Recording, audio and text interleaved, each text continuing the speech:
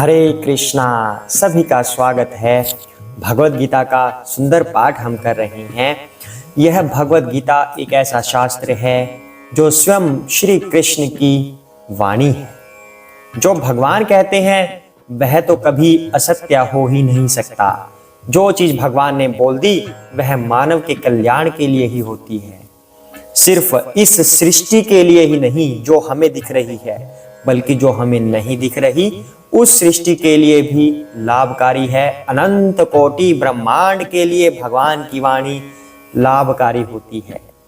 हमारे जीवन में इतने कष्ट आते हैं, हम सोचते रहते हैं कि ये कष्ट आए क्यों, आखिर मैंने ऐसा कौन सा पाप किया, पूरा जीवन मैंने भक्ति में लगाया, ऐसा हम सोचते हैं। अब लगाते हैं या नहीं वो तो आप पाठ श्रवण करने के बाद समझिएगा।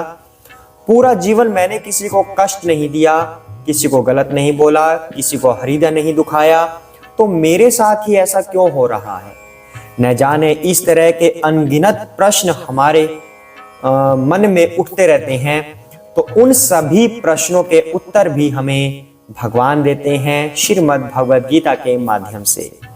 दूसरा, जब हम किसी समस्या में फंसे होते हैं तब हमें समझ नहीं आता कि करना क्या चाहिए। तो अगर हम श्रीमद् भगवद गीता ध्यान से सुने तो हमारे उन प्रश्नों के उत्तर भी हमें मिल जाएंगे कि किस स्थिति में हमें क्या निर्णय लेना चाहिए और उस संकट से कैसे निकलें। अर्थात भगवद गीता हमारे पूरे जीवन की एक कला है कि हमें जीवन जीना कैसे चाहिए और हम अपने जीवन को सरल कैसे बना सकते हैं, भक्तिमय कैसे बना सकते हैं। जो इसका उद्देश्य है, जो टारगेट है हमारा जीवन का, उसे हम कैसे प्राप्त कर सकते हैं, यह सब भगवद गीता बताता है। चाहे आपके माइंड में आध्यात्मिक प्रश्न हो या फिर भौतिक प्रश्न हो, सभी प्रश्नों के उत्तर हमें भगवद गीता में मिलेंगे। तो आइए हम पाठ को शुरू करते हैं। पहले जान लेते हैं कि कल भगवान ने क्या बताया था हमें। भगवान ने कहा था मैं ही मृत्यु हूं, कोई भी व्यक्ति मृत्यु से बच नहीं सकता, वह सर्वभक्षी मृत्यु मैं ही हूं और उत्पन्न करने वाला भी मैं ही हूं। फिर भगवान कहते हैं स्त्रियों के ऐश्वर्यों के बारे में। जैसे भगवान ने बोला कीर्ति, श्री मतलब सौभाग्य, ये सौभाग्य वाला ऐश्वर्य ये भी मैं हूं। क्षमा भी मैं हूं, धृति मतलब दृढ़ता भी मैं हूं। इस तरह से भगवान ने बताया समृद्धि भी मैं हूं, मतलब स्मरण शक्ति मैं हूं। मेधा मतलब इंटेलिजेंस मैं हूं, कि हमें कुछ शास्त्रों का ज्ञान हो गया या कोई और ज्ञान हो गया तो उसको ठीक से यूटिलाइज करने की जो शक्ति होती है वह कहलाती है मेघा, यानी कि इंटेलिजेंस हमारी। तो वो सब ऐश्वर्य स्त्रियों के वो स्वयं मैं हूं, ऐसा भगवान श्री कृष्ण कह रहे हैं। आज भगवान क्या कहेंगे उनकी छोटी सी वंदना के बाद हम जानेंगे। हरे कृष्ण। ओम अज्ञानतिमिरान्धस्य ज्ञानाञ्जनशलाकया चक्षुरुन्मीलितं येन तस्मै श्री गुरुवे नमः। श्री कृष्ण चैतन्य प्रभु नित्यानंद श्री अद्वैत गदाधर श्रीवासादि गौर भक्त वृंदा।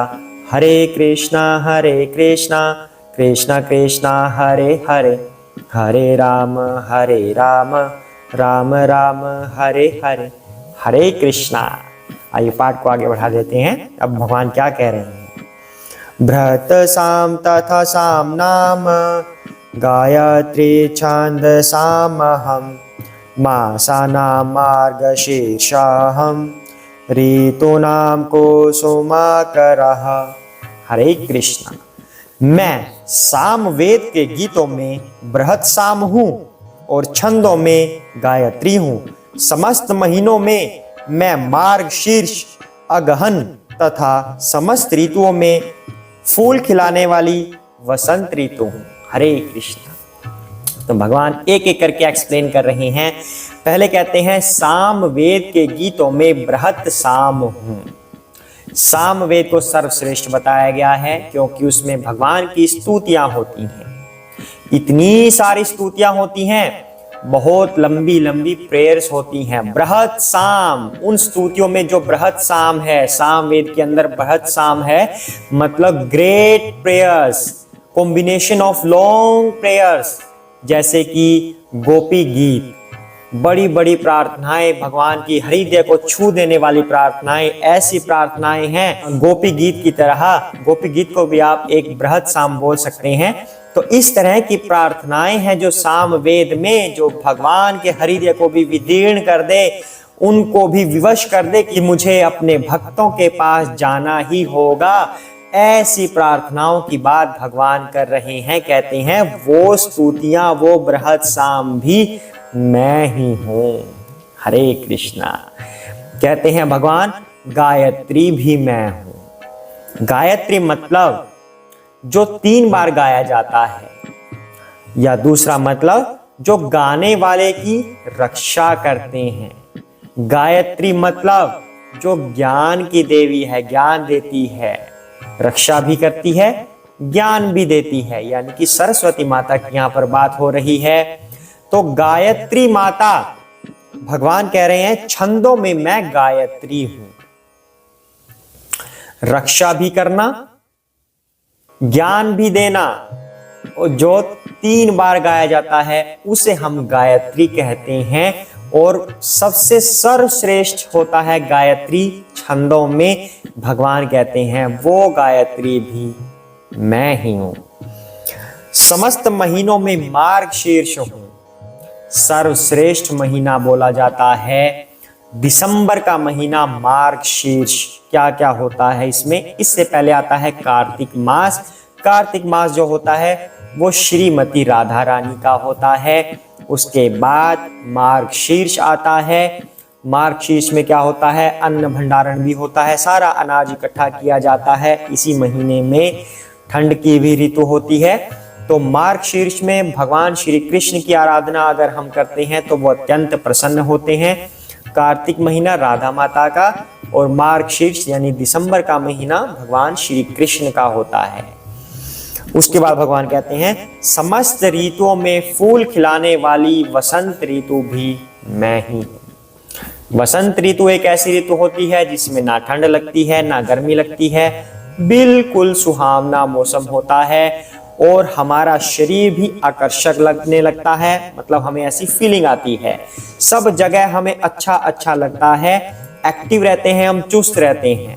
इतना सुहावना मौसम हो जाता है जैसे कि अपने धाम में जो उनके ऋतु होती है उसका एक छोटा सा उदाहरण भगवान धरती पर दे देते हैं कि इस तरह का मौसम आपको मिलेगा। मतलब जो वहां पर होता है मौसम, वो ऋतु होती है, यहाँ तो उसकी परछाई मात्र है ऐसा कह सकते हैं, पर वो तो और भी ज्यादा सुहावनी होती है। ना गर्मी लगेगी ना ठंड लगेगी, बिल्कुल सुहावना मौसम, चुस्त रहेंगे, स्वस्थ रहेंगे।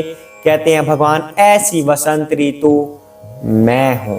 हरे कृष्णा। तो आज हम इसी श्लोक पर विचार विमर्श करेंगे, बार बार इसको सुनेंगे और अपने हृदय में धारण करेंगे, जिससे हमारी भक्ति बढ़ती जाए।